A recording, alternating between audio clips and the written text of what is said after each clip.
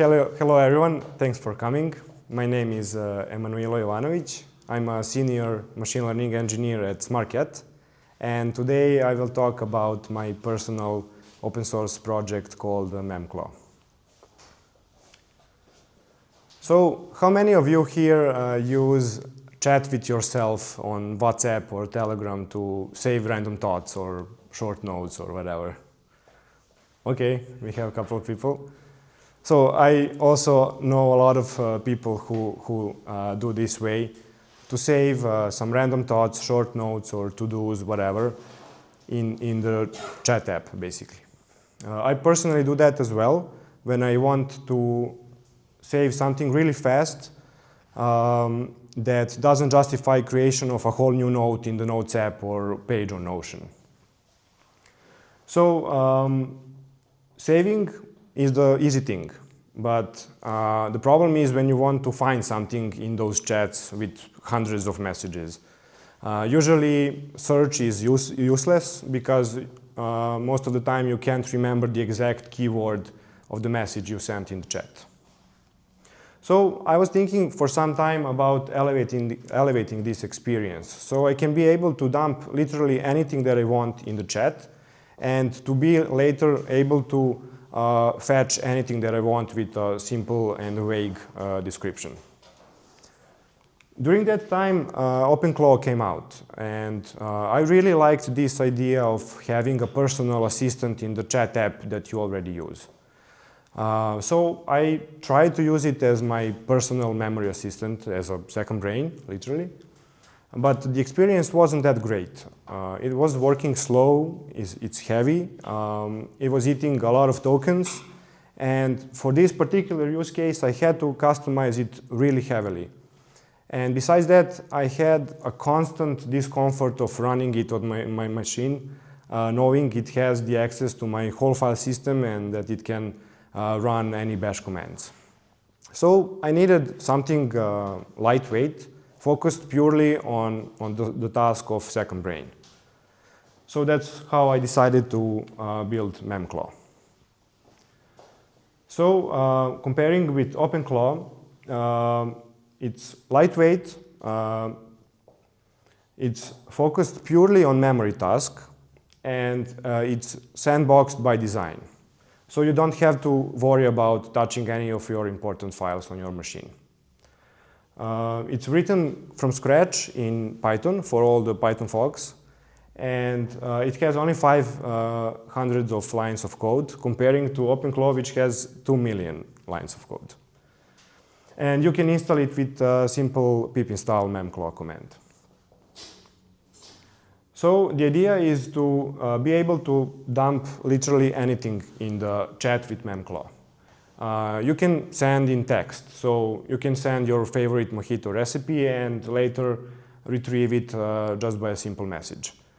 You can send images, it will automatically understand what's in the image and it can send it to you later just by a vague description. You can send links.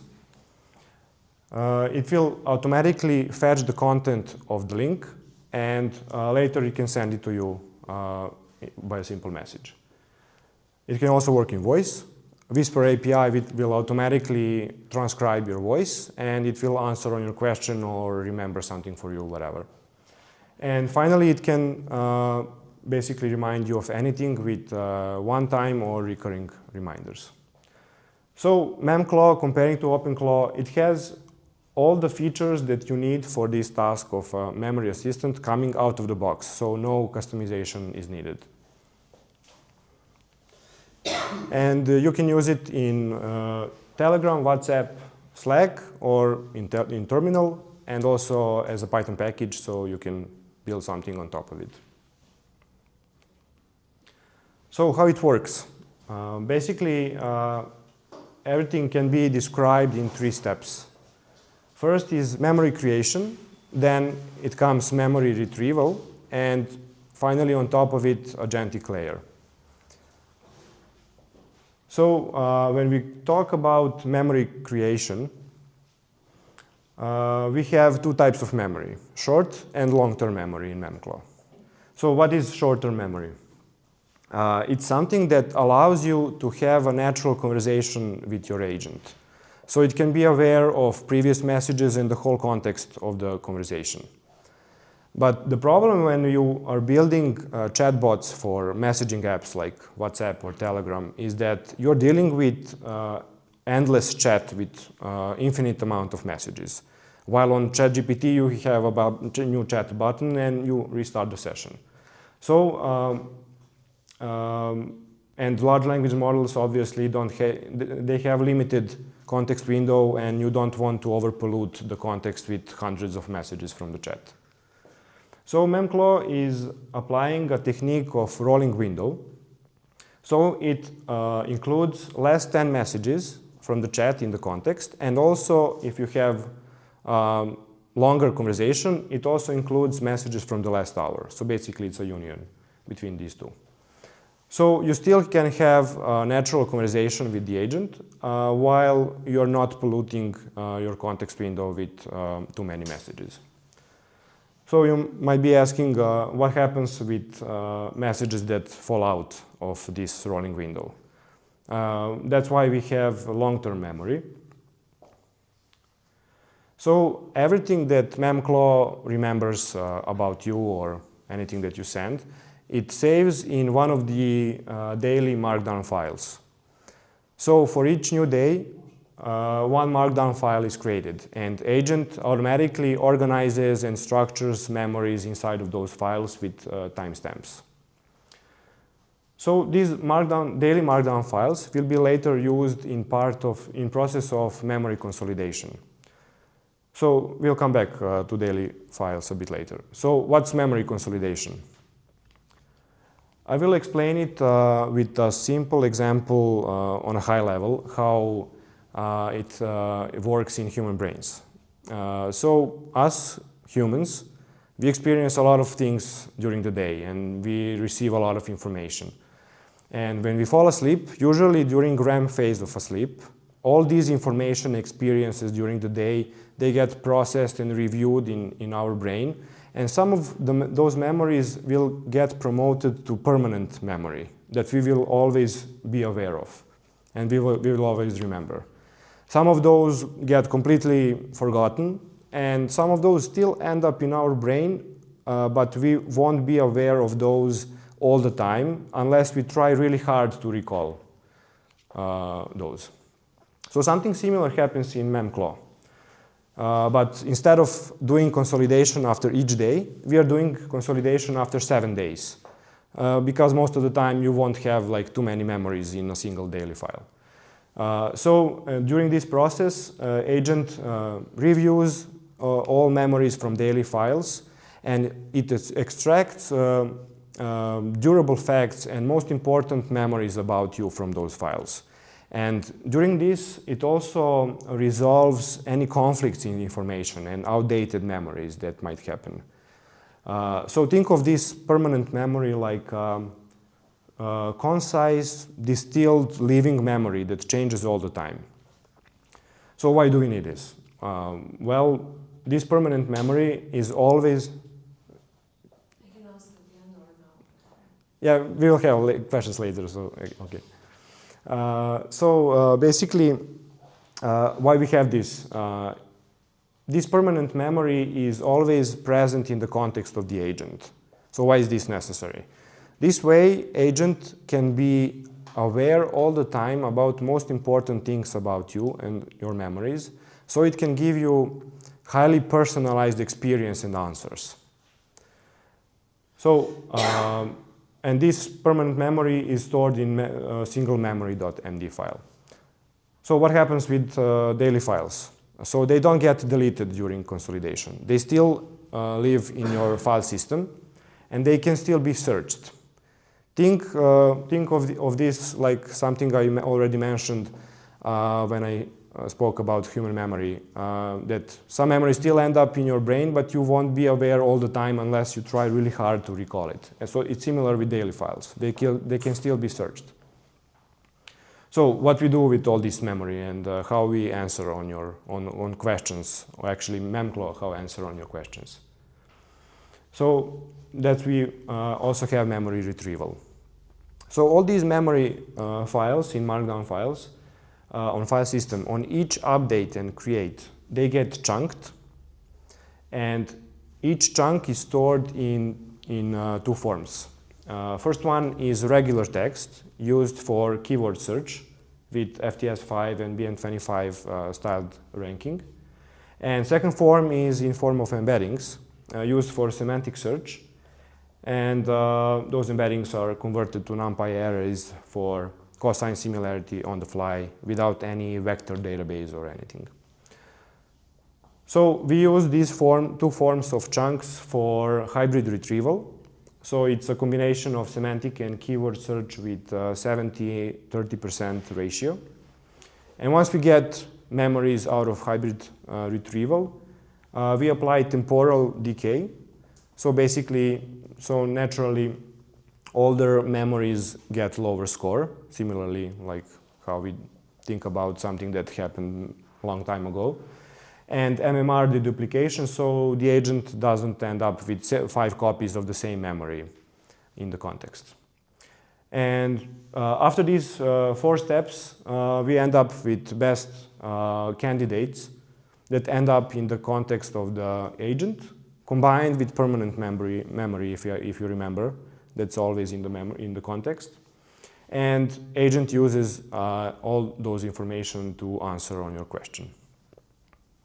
So to make all this possible, we have also agentic layer on top of it for all these functionalities. So agent here is a central piece of intelligence and orchestrator for all this functionality. So whenever it receives a message from you, it automatically understands what it should do with it. Should recall a memory or save a memory, retrieve a link or save a message, send a reminder, whatever. So it has a custom set of tools, and we need, why we need custom set of tools? Basically, it allows agent to have narrow behavior only for this purpose of memory assistant, and it allows it to have strict behavior and guardrails what it can access on your file system and machine. So it doesn't touch anything outside of its own Memclaw directory in the root of the file system. It's built with Claude Agent SDK. So it's the same agent runtime that powers Claude Code. And you can use it with your subscription for Claude, and the requests are built against your weekly and daily limits. And you can, if you don't have a subscription, you can also provide API key, and then requests are built against your credits on the console. So we have a little surprise for today. Thanks to Alexander, organizer of this event, and for all the Cursor folks. With latest version, we also support now Cursor SDK as an agent runtime. So for anybody who has... Thanks, Alexander. So for anybody who has Cursor subscription, can use Memclaw with it and basically use your monthly usage. So everything that I said here's on the one slide. So that's pretty much it. And next, I will show you a short demo how to set it up on your machine. So the whole idea is to basically very easily set up everything. Do you want to jump to questions now? No, after the demo, yeah. So as I said, everything that you need is a simple pip install memclaw command. And in this particular use case, I'm using Cursor additional package so to use basically with Cursor SDK. And that's it basically. You run it with memclaw command. And the wizard will ask you whether to use Claude Agent SDK as a runtime or Cursor SDK. API key is required. You can choose the model. Default is new Composer 2.5. And OpenAI API key is also required in order so you can use voice transcription and embeddings for hybrid search. And here you choose the chat app where you will use it. In this case, I'm using Telegram. More detailed explanation how to set up your Telegram bot is in the README of the repository on GitHub. So you can check there. And basically that's it. Memclaw is set up on your machine. It's listening for the messages from the messaging app. And now I will show a couple of examples from the Telegram. So something I didn't mention previously, what you still can do is you can personalize your Memclaw. You can give concrete instructions to it, how to behave. For example, I said here, always respond with emojis. So it will understand and remember instructions, and it will always behave that way.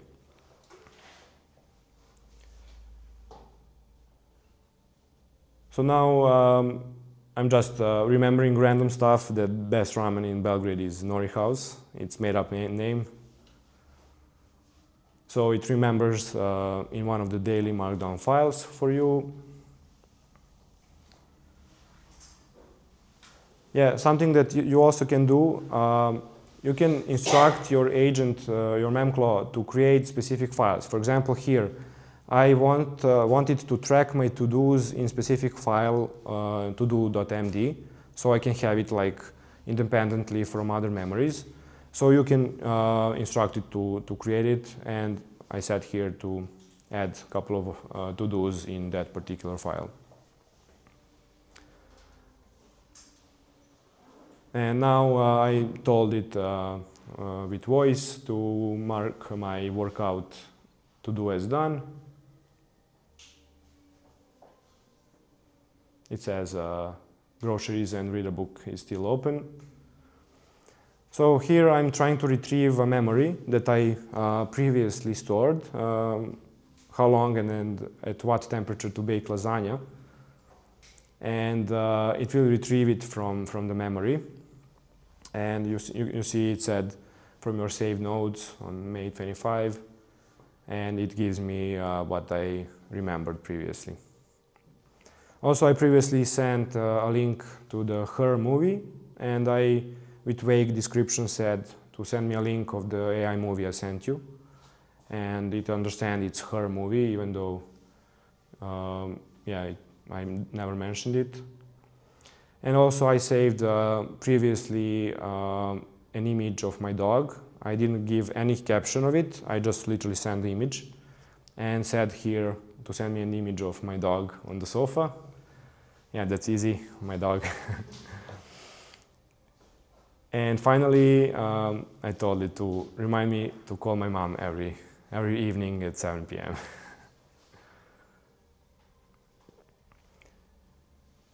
And yeah, it sets reminders with cron job, and basically that's it. Thanks for listening, and I'm open for any questions.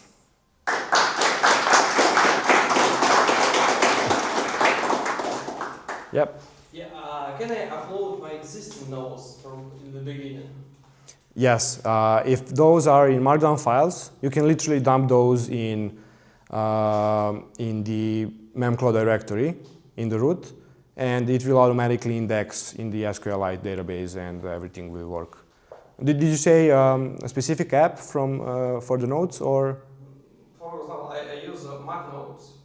Yeah, if you can extract those in Markdown or anything. Yeah, we don't have like connectors to any of the Notes app externally, but yeah, good idea. We can add that support to import basically the notes from Notion or whatever. Obsidian. Yeah. For Markdown. Yeah. Obsidian as well. Does it read the intertextual thing from the Obsidian, like with the internal links from one node to another? Yeah, so here, as I said, we don't build any kind of graph, a knowledge graph. Yeah, because for literally anything that I'm using it for more than 2 months, me personally, and there's literally nothing that I haven't been able to find it with Memclaw. So with this way, it's very simple. The idea is to be lightweight, simple, that you can review it easily. Basically that's it. And for this particular use case, we didn't need graph knowledge base. Yeah. Yep. What happens when you have conflicting information? You were mentioning your ranking knowledge, but has it happened ever? Yeah, as I mentioned, the memory consolidation. During this process, agent automatically resolves conflicts in memories. But only by timestamp, like the Yeah. or by any other. Yeah, in that particular process, we rely on the reasoning of the model, basically. Yeah, you're right. In maybe some cases, it won't resolve conflict perfectly, but as we already do, we rely too much on AI anyways these days for work or personal stuff. So I personally trust to frontier models nowadays that they will understand conflicts and resolve it correctly. Okay. And one more thing, can you use it on your phone? Yes, it runs like in the background on your machine. And Yeah. you can use it on your Yeah, that's basically it. The only thing that you need is that if you want it like from here to ask a message all the time during the day, computer need to run all the time, but you don't need to expose your ports or anything. That's something that Telegram and WhatsApp support with how their API works and bots. So it runs on your machine locally, it creates files there, and I can send message to my Memclaw from here that's running in Belgrade in my home. So, Great, thanks. yeah. Yes? You gave a few good examples at the end, but can you tell us like 1 or 2 examples that has been personally the best for you? Like what do you use it the most for? That's one question. The second question is, have you measured the token usage, let's say per day or per week, and can you give us some numbers? Yeah. Yeah, so best examples, I like it the most for all these short, stupid nodes that you never previously stored in the Notes app because it doesn't make sense to create whole new node for 3 words. But you wish later that you knew and that you saved those 3 words previously. So literally, when I bake a fish in air fryer, I can't remember on what temperature and how long to bake a fish. So that's one example, stupid example. And for example, I stopped using bookmarks in my browser because I realized that I never visit again those links in the bookmarks, literally ever. And I just dump it in Memclaw, and I don't need to remember exactly the title of it or anything. And if I remember later, I can just say, oh, give me that link about, I don't know, Claude managed agents or whatever.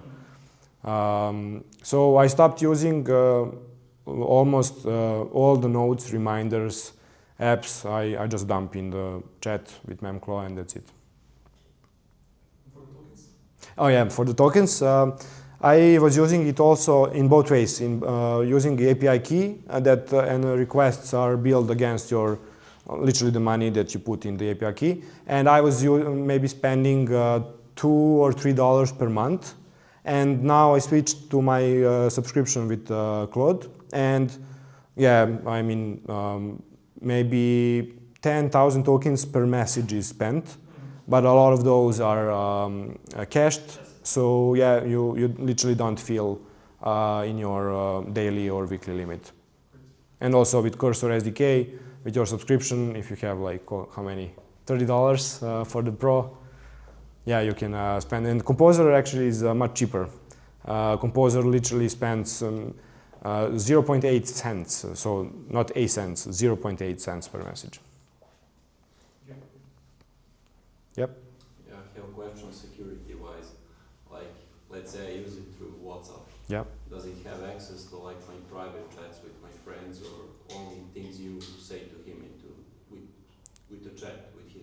Yeah. So basically, there's a little difference how these chats work on WhatsApp and Telegram. Telegram, you have independent bot that you text. On WhatsApp, it works by sending to yourself. It can also work independently, but you need to give it a number, dedicated number to it. So basically, most simple usage to send it to yourself. And it doesn't have access to all the chats. It only has access to your specific chat because you give username, user number, and basically it's connected only to the chat. Yeah. And privacy-wise, everything stays locally. Only thing that is going outside is basically APIs for the AI models, and that's it. Yep. Yeah, you mentioned OpenClaw is very heavy, and I would 100% agree with you. I'm actually using like different kind of beast, Hermes agent, which is kind of middle ground.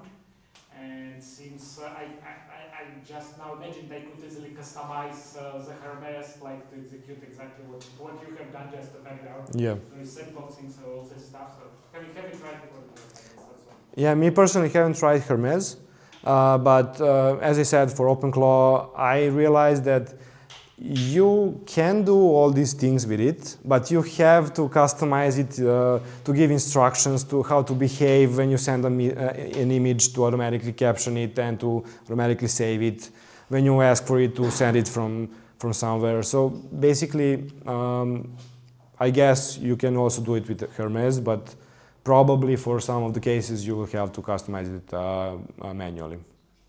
And it's working really fast, and it's lightweight because... I'm using Hermes in a pretty similar way, except I kind of need internet search in it and visual analyzer, which, Yeah.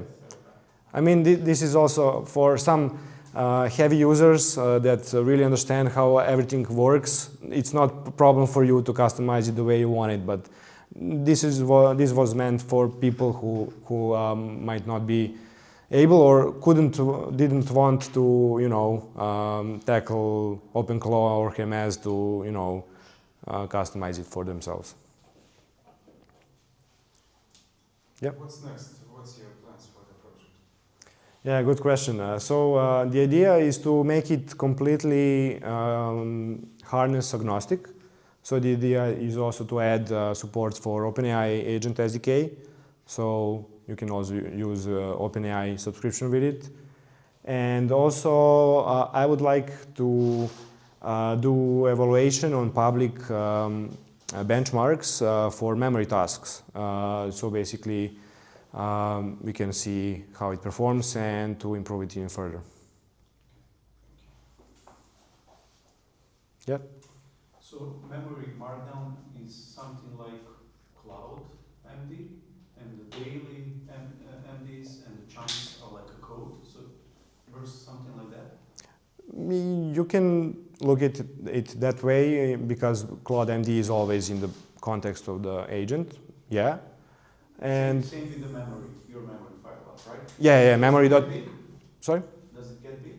No. Basically, even though it gets over 4,000 tokens, agent always structure it so the most important memories and freshest memories are at the top. So it basically cuts it after 4,000 tokens, and the rest is similarly present for the search like daily markdown files. But I use it for 3 months, and my permanent memory is still very short, so it only contains distilled memories from daily files. Do you require open for a voice? Is that API key required? Yeah, OpenAI key is required for embeddings and for Whisper API. Yeah, for transcription. Yeah, also the idea for the future is to expand the set of embeddings model to possibly incorporate new Gemini embedding 2 model, which is kind of multimodal, and it can embed both images, voices, and text uniformly. So that might be also the thing to work on. Yeah. That's a technical question. All those kind of tools like save memory and stuff, have you implemented this like agent skill, or you wrote it in some Python? So is it textual skills or it's kind of program? No, they are not skills.md. They are custom tools. Basically, it's a custom agent in code, in Python. And it has basically custom tools in form of Python functions. Yeah, it's not skills. Have you thought about using this as skills? Yeah, but in my experience, the agents, when you develop custom agents, they work much more reliably when they work with real tools instead of relying on skills, because you can't control always firing of the skills, and will the agent always behave the same way, and so on. I feel that you have much more control of the custom agent when it has Python functions. Right, thank you. Any more questions? Yeah. Are you considering collecting feedback, user feedback in any kind of way? What do you mean, in what form?